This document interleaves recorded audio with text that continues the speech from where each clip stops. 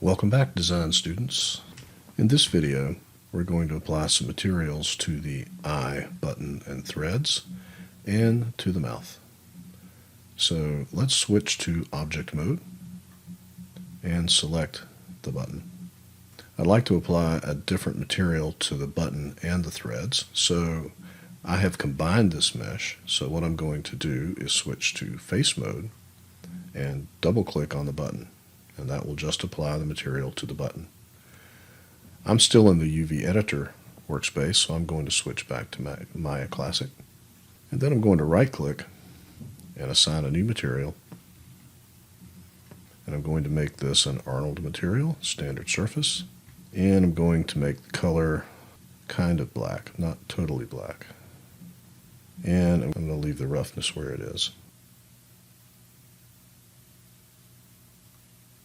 Oh, and let's name this material so we can keep track of it.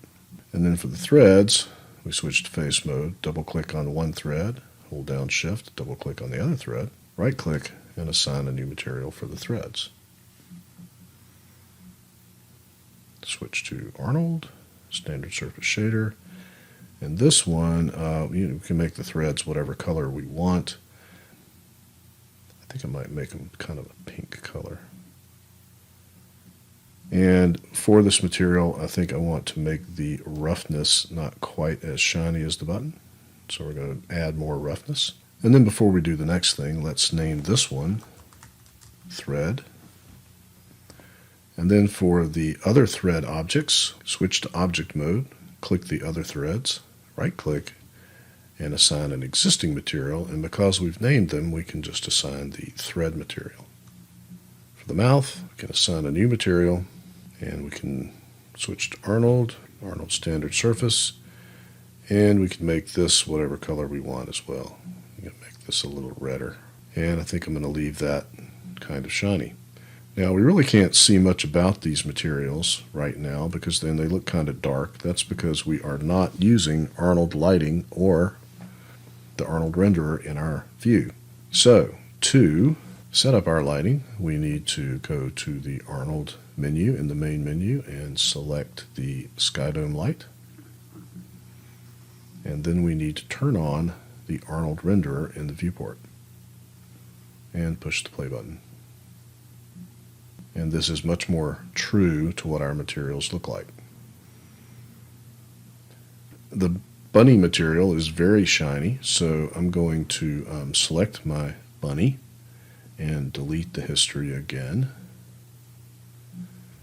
Go to the standard surface shader that I created in the beginning. I'm going to rename this one body, by the way. And then we're going to add a lot of roughness because we don't want him to be shiny at all. And that's what the bunny character looks like so far. Now let's make it look like he's made out of fabric. So select the rabbit body and go to the body material, and then we're going to click this little node button here, and that's going to take us to the SG node of the AI standard surface shader. And what we're interested in is this displacement material here. So we're going to click this button right here. We're going to click File, and that makes our mesh look really swollen. That's because this displacement value here is 1. Let's change it to 0 for the time being. And notice that the displacement has an output node here. So let's click this, click the folder, and then find in your project files the black and white images of fabric that we downloaded with the project source files from the assignment. Which one you use is up to you. There are several in here. I'm going to try this one for now and click Open. You can see that our image has been loaded here, but nothing is happening because we made the displacement 0. So let's go back up the hierarchy, and we're going to make the displacement like maybe 0.2. And if we zoom in, you can clearly see that now we have a pattern. It's a lot, so let's make it maybe 0.1, 0.05, 0.05, until we get it to look pretty good. Now we still need to adjust this because the pattern's way too big.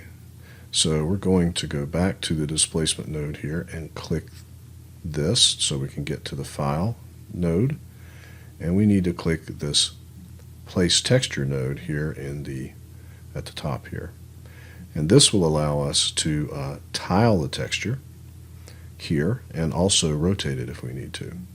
So let's maybe pick a larger number, like maybe 5 and 5, and as you can see, that looks a lot better.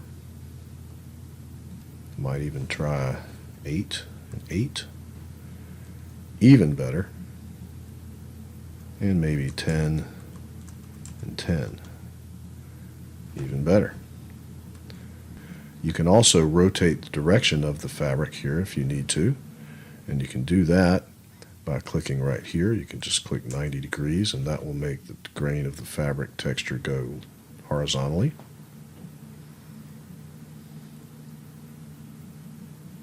And how it works is entirely up to you, as I've said before. I think I like it vertically better. And then, of course, you can also go back to the hierarchy and play with the displacement value. As you displace it more, you're going to start to lose some of your objects that are just put on the mesh, like the mouth, because what's happening is the mesh is sticking out more. But that's okay. To fix that, you just select that object, get the move tool, and move it out until you can see it again.